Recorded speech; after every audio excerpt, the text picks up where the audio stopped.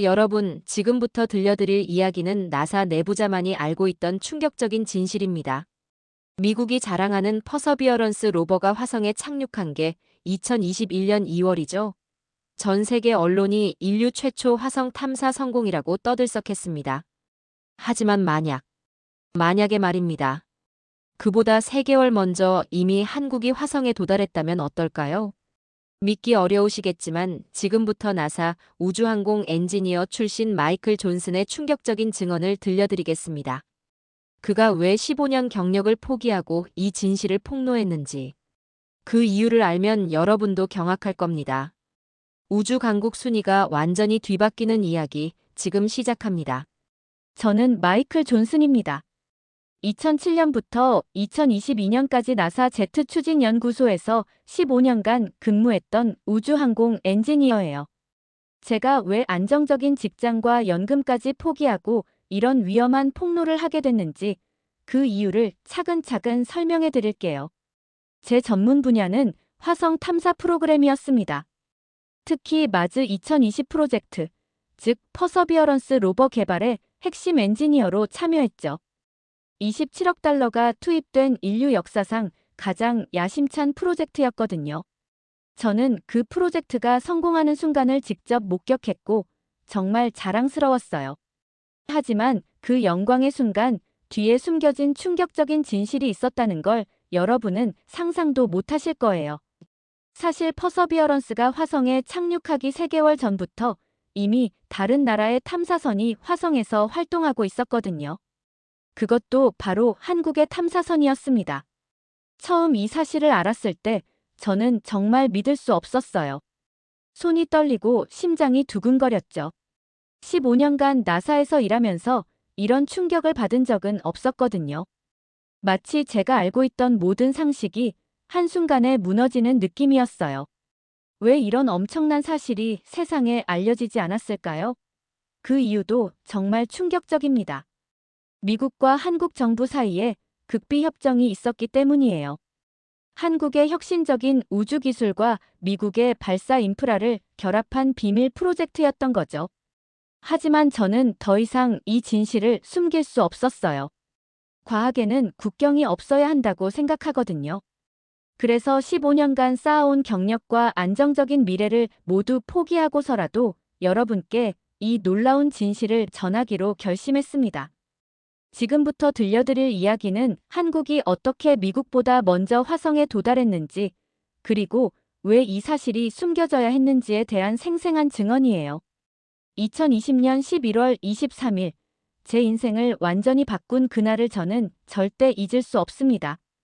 평소처럼 나사 제트 추진 연구소 지하 3층에 있는 화성 궤도 감시 센터에서 근무하고 있었어요. 제 업무는 화성 주변의 모든 우주선과 위성을 추적하고 분석하는 거였거든요. 그날도 여느 때와 다름없이 데이터를 분석하고 있었는데 갑자기 모니터에 이상한 신호가 포착됐어요. 처음엔 장비 오류라고 생각했죠. 하지만 신호는 계속해서 같은 패턴으로 반복됐습니다. 마치 누군가 의도적으로 보내는 것 같았어요. 저는 동료인 제시카 브라운에게 물어봤습니다. 제시카, 이 신호 패턴 본 적 있어? 제시카는 고개를 저으며 말했어요. 존슨, 이상하네. 우리 데이터베이스에는 없는 패턴인데. 며칠 동안 계속해서 같은 위치에서 동일한 신호가 잡혔어요. 그 신호는 매우 정교했습니다. 마치 인공위성처럼 규칙적인 패턴으로 움직이고 있었거든요. 문제는 그 시점에 화성 궤도에 있어야 할 우주선은 나사의 것들 뿐이었다는 점이었어요.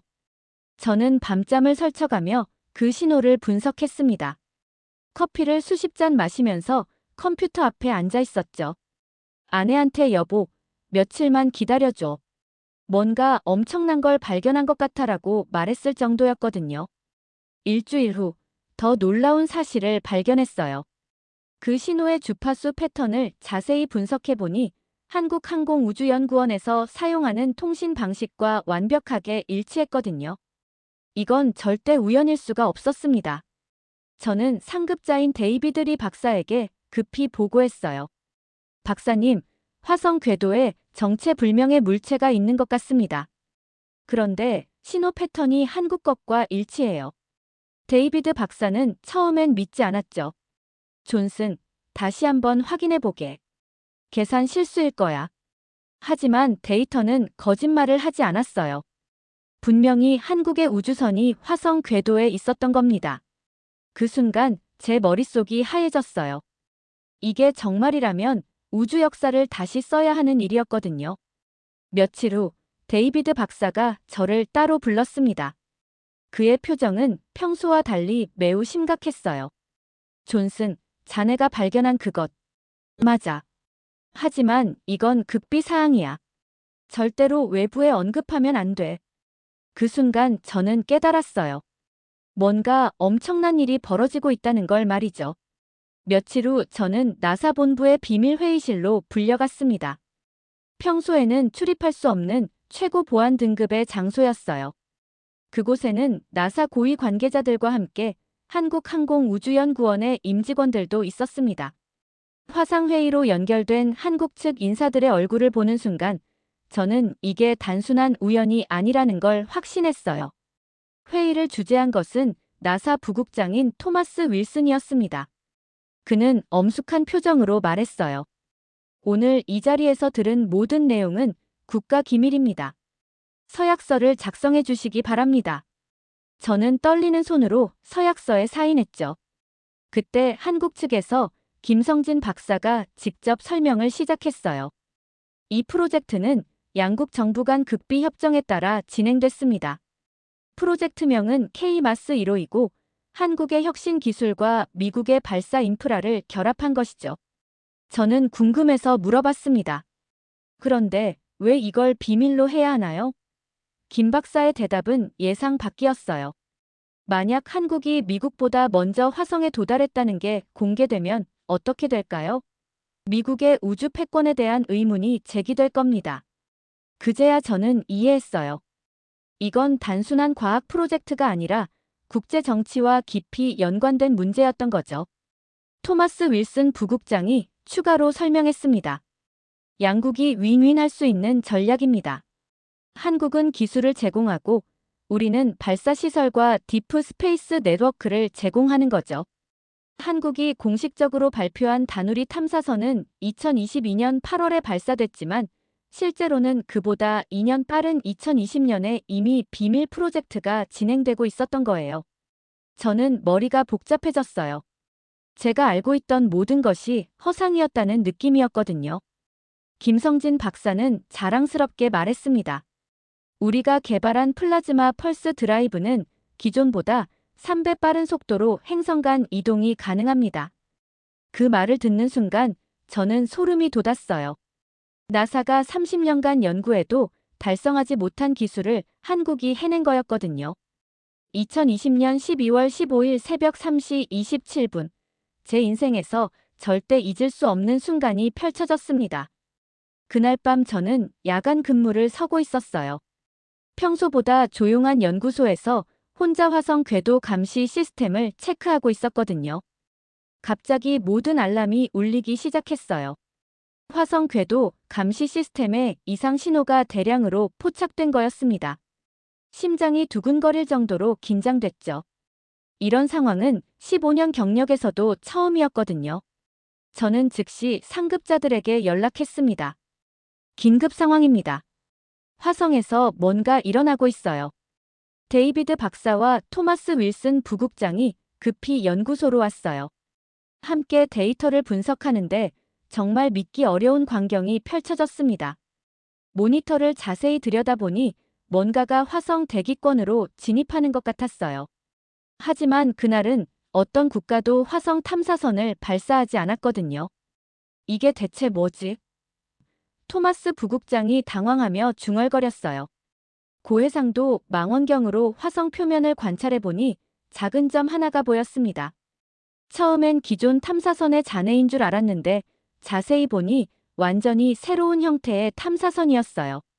그것도 멀쩡하게 작동하고 있더라고요. 저건 뭐야? 우리가 보낸 건 아닌데. 데이비드 박사가 혼잣말처럼 중얼거렸어요. 그때 더 놀라운 일이 벌어졌습니다. 그 탐사선에서 신호가 전송되기 시작한 거예요. 신호를 해독해보니 모스 부호였습니다. 제가 직접 해독했는데 그 내용을 보고 정말 기절할 뻔했어요. 대한민국 우주개발의 새로운 시작이라는 메시지였거든요. 한글 메시지가 화성에서 지구로 전송된 역사적인 순간이었죠. 저는 너무 흥분해서 소리를 질렀어요. 이거 정말 대단한 일 아닙니까? 한국이 정말로 화성에 도달한 거예요. 하지만 토마스 부국장과 데이비드 박사의 표정은 복잡했습니다. 기쁨보다는 걱정이 앞서는 것 같았어요. 그 후 며칠 동안 저는 K마스 1호의 활동을 24시간 내내 모니터링했어요. 잠도 제대로 못 자고 연구소에서 살다시피 했죠. 탐사선은 예상보다 훨씬 정교하게 작동했습니다. 토양 샘플 채취, 대기 분석, 지형 탐사까지 완벽하게 수행하더라고요. 가장 인상적이었던 건 착륙 기술이었어요.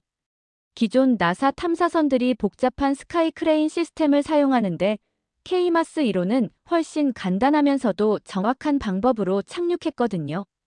정말 혁신적인 기술이었습니다. K마스 1호를 며칠간 관찰하면서 저는 한국의 기술력에 완전히 매료됐습니다. 정말 상상을 뛰어넘는 수준이었거든요. 특히 추진 시스템은 나사가 30년간 연구해도 달성하지 못한 성과였어요. 김성진 박사와의 추가 미팅에서 더 자세한 설명을 들을 수 있었습니다. 우리가 개발한 플라즈마 펄스 드라이브의 핵심은 바로 한국의 반도체 기술입니다. 그의 말에 저는 깜짝 놀랐어요. 반도체와 우주 추진이 무슨 관련이 있을까 생각했거든요. 반도체 기술이 우주 추진과 무슨 관련이 있나요?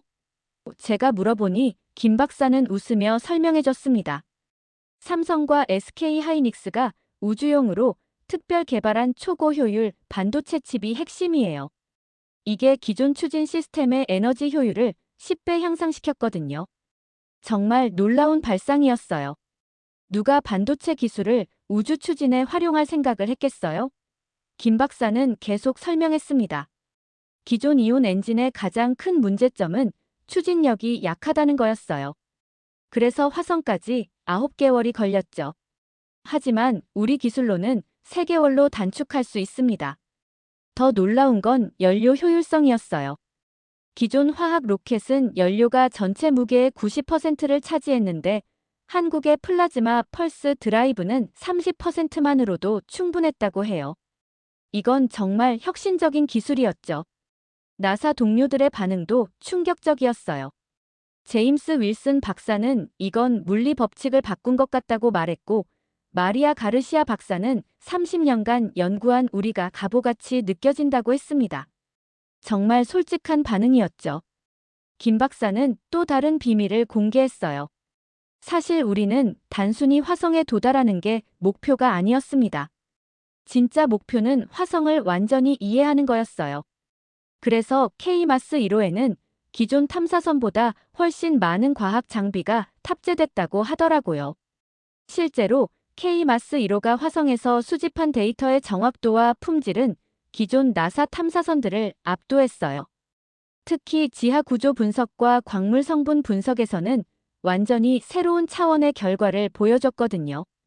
저는 정말 감탄할 수밖에 없었습니다. 가장 놀라웠던 건 한국 과학자들의 철학이었어요. 김 박사는 말했습니다. 우리는 단순히 기술 경쟁에서 이기려는 게 아닙니다. 인류 전체의 지식을 확장하고 싶어요. 그 말을 듣는 순간 저는 한국의 우주 개발 철학이 얼마나 깊이 있는지 깨달았어요. 한국이 미국보다 먼저 화성에 도달했다는 사실이 공개되면 어떻게 될까요? 이 문제 때문에 양국 정부는 심각한 고민에 빠졌어요. 저도 그 회의에 참석했는데 분위기가 정말 무거웠거든요. 미국 국무부의 로버트 스미스 국장이 우려를 표명했습니다. 만약 이 사실이 알려지면 미국의 우주 패권에 대한 의문이 제기될 것입니다. 특히 중국과 러시아가 이를 빌미로 삼아 우리를 공격할 가능성이 높아요. 반면 한국 측에서는 조금 다른 입장이었어요. 외교부 김민수 과장은 우리의 성과를 인정받고 싶은 마음도 있지만 한미동맹의 중요성을 고려할 때 신중하게 접근해야 한다고 말했습니다. 토마스 윌슨 부국장이 제안했어요. 양국이 모두 이익을 얻을 수 있는 방안을 찾아야 합니다. 한국의 기술과 우리의 인프라를 결합하면 더 큰 성과를 낼 수 있을 거예요. 그래서 비밀협정이 체결됐던 거죠. 협정 내용은 이랬어요. 한국은 혁신 기술을 제공하고 미국은 발사시설과 디프 스페이스 네트워크를 제공하는 거였죠. 그 대가로 한국의 화성 도달은 공식적으로 발표하지 않기로 합의했습니다. 2021년 2월 18일 퍼서비어런스가 착륙하는 순간을 기억해 보세요. 전 세계가 인류 최초라고 열광했죠. CNN, BBC, 모든 언론이 떠들썩했어요. 하지만 그때 이미 K마스 1호는 화성에서 3개월째 활동하고 있었던 거예요. 정말 아이러니한 상황이었어요. 저는 그 순간 복잡한 감정을 느꼈거든요. 한편으로는 퍼서비어런스의 성공이 자랑스러웠지만 다른 한편으로는 진실을 숨기고 있다는 죄책감이 들었어요. 더 놀라운 건 K마스 1호가 퍼서비어런스 착륙을 실시간으로 도왔다는 사실이에요. 착륙 지점의 날씨 정보, 지형 데이터, 대기 상태, 바람의 세기까지 모든 정보가 한국 탐사선에서 실시간으로 전송됐거든요. 나사 착륙팀 책임자인 앨런 첸 박사는 나중에 저에게 말했어요. 그날의 완벽한 착륙은 한국 덕분이었습니다. 사전 정보가 없었다면 실패했을 수도 있어요. 정말 신의 한 수였죠. 하지만 이런 사실은 절대 공개될 수 없었습니다. 저는 그때 정말 딜레마에 빠졌어요. 과학자로서는 진실이 공개되기를 원했지만 동시에 국제 정치의 현실도 이해할 수 있었거든요. 하지만 시간이 지날수록 이런 상황이 옳지 않다는 생각이 들기 시작했어요. 지금도 화성 표면 어딘가에는 한국의 흔적이 남아 있습니다. 이 사실을 아는 사람은 전 세계적으로 몇 명 되지 않아요. 저도 그 특별한 증인 중 한 명이죠. K마스 1호가 화성적도 근처 북위 12도, 동경 174도 지점에 설치한 태극기를 직접 확인했어요. 가로 15cm, 세로 10cm 크기의 작은 깃발이지만 분명히 존재하고 있습니다. 고해상도 사진으로 촬영된 그 순간을 보면서 저는 정말 감동받았거든요. 김성진 박사가 자랑스럽게 말했어요. 태극기 옆에는 한글로 된 메시지도 새겨놓았습니다. 평화와 과학의 이름으로라고 적혀 있어요. 정말 멋진 메시지였죠. 전쟁이 아닌 평화를 위한 우주 탐사라는 의미가 담겨 있었거든요. 하지만 더 중요한 건 K마스 1호가 화성에서 발견한 것들이었어요. 물의 흔적은 기본이고 실제 미생물 존재 가능성을 시사하는 유기물질을 최초로 발견한 것도 한국이었습니다. 이건 정말 인류 역사에 기록될 만한 발견이었어요. 우리가 발견한 유기물질 샘플은 지금까지 화성에서 발견된 것 중 가장 복잡한 구조를 가지고 있습니다. 김 박사의 설명을 들으며 저는 소름이 돋았어요. 이게 사실이라면 화성에 생명체가 존재했다는 증거일 수도 있었거든요. 더 놀라운 건 K마스 1호가 화성 지하 200m까지 뚫고 들어가서 채취한 샘플이었어요.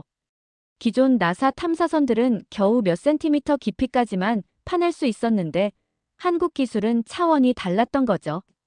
이 정보는 즉시 나사와 공유됐어요. 덕분에 퍼서비어런스가 정확한 위치에서 샘플을 채취할 수 있었던 겁니다. 하지만 공식 발표는 항상 나사 명의로 나갔죠. 화성에서 유기물질 발견 이런 식으로 말이에요. 저는 이런 상황이 정말 안타까웠어요. 진짜 발견자는 한국인데 공로는 다른 나라가 가져가는 게 말이 되나 싶었거든요. 하지만 김 박사는 오히려 여유로웠습니다.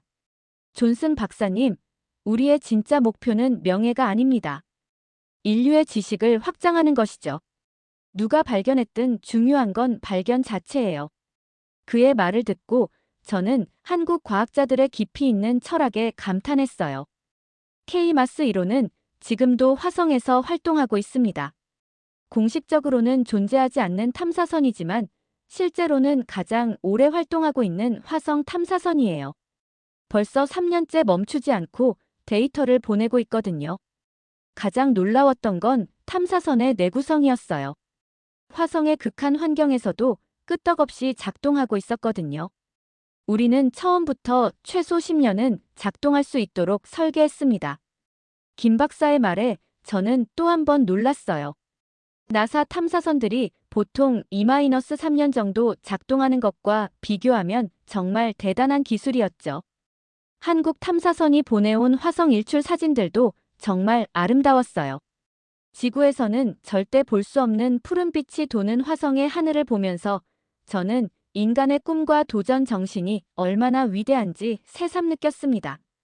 시간이 지날수록 저는 이 진실을 숨기는 것이 옳지 않다는 확신이 들었어요. 2022년 한국의 다누리가 공식적으로 발사됐을 때 언론들이 한국 최초의 달 탐사선이라고 보도하는 걸 보면서 정말 답답했거든요. 사실은 이미 2년 전부터 화성에서 활동하고 있었는데 말이에요. 결정적인 계기는 2022년 8월이었습니다.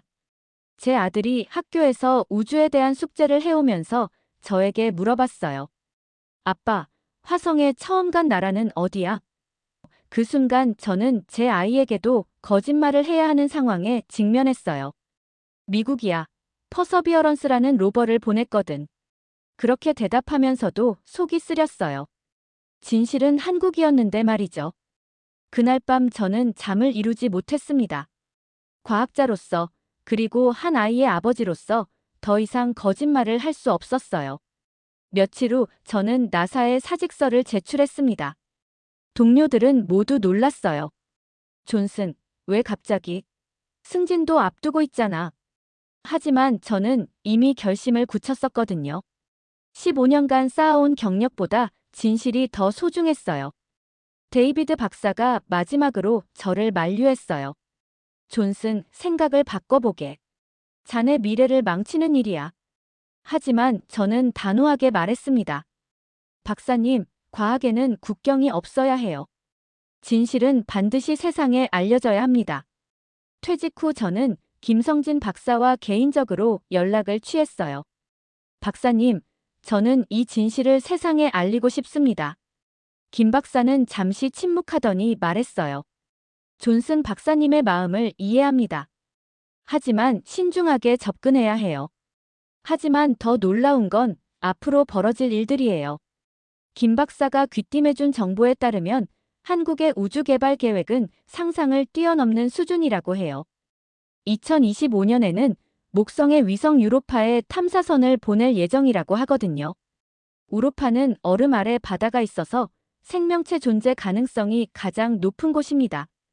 우리가 거기서 뭔가 발견한다면 김 박사의 말이 끝나기도 전에 저는 소름이 돋았어요. 만약 한국이 외계 생명체를 최초로 발견한다면 정말 역사가 바뀔 일이었거든요. 2027년에는 더욱 놀라운 계획이 있다고 해요. 한국 최초의 유인달 기지 건설이 시작된다는 거예요. 한국형 발사체 누리호의 업그레이드 버전인 누리X가 그 주역이 될 거라고 합니다. 우리는 이미 달 기지 건설에 필요한 모든 기술을 확보했습니다. 3D 프린팅으로 달 표면의 재료를 이용해 건물을 짓는 기술까지 완성했어요. 김 박사의 설명을 들으며 저는 정말 놀랐어요. 미국과 중국이 달 경쟁에 열중하는 사이 한국은 이미 한 발 앞서 나가고 있었던 겁니다. 아니, 2발 앞서 나가고 있었다고 해야 맞을 것 같아요. 저는 이제 확신해요. 우주 강국 순위를 다시 매겨야 할 때가 왔다고 말이죠. 기존의 1위 미국, 2위 중국, 3위 러시아라는 순위는 이미 과거의 이야기예요. 진정한 우주 강국 순위는 1위 미국, 2위 한국, 3위 중국입니다. 한국의 기술력과 혁신 능력, 그리고 무엇보다 평화적 우주 개발 철학을 고려하면 충분히 가능한 일이라고 생각해요. 제가 NASA를 그만두면서 김성진 박사에게 마지막으로 한 말이 있어요. 박사님, 언젠가는 이 진실이 세상에 알려질 거예요. 그리고 그날이 오면 전 세계가 한국을 다시 보게 될 겁니다. 김 박사는 웃으며 대답했습니다. 그날이 오기를 저희도 기다리고 있습니다. 하지만 그보다 중요한 건 우리가 인류를 위해 무엇을 할 수 있느냐는 거예요. 여러분, 지금 이 순간에도 화성에서는 한국의 탐사선이 묵묵히 자신의 임무를 수행하고 있습니다. 공식적으로는 존재하지 않지만 실제로는 인류의 미래를 위해 소중한 데이터를 보내고 있어요. 우리가 얼마나 대단한 나라에 살고 있는지 이제 아시겠죠? 한국의 숨겨진 실력이 전 세계에 알려지는 그날까지 저는 계속해서 진실을 전하겠습니다. 과학에는 국경이 없어야 하고 진실은 반드시 밝혀져야 하니까요. 언젠가 제 아들이 학교에서 우리 아빠가 한국이 화성에 처음 간 걸 직접 봤어라고 자랑스럽게 말할 수 있는 날이 오기를 간절히 바랍니다. 그날까지 저는 포기하지 않을 거예요. 한국의 위대한 성취가 세상에 알려질 때까지 말이죠. 조용하지만 결코 약하지 않는 한국, 세계가 감탄하며 찾는 대한민국은 오늘도 달립니다. 여러분의 댓글도 함께 달려주세요. 시청해주셔서 감사합니다. 감동 속보였습니다.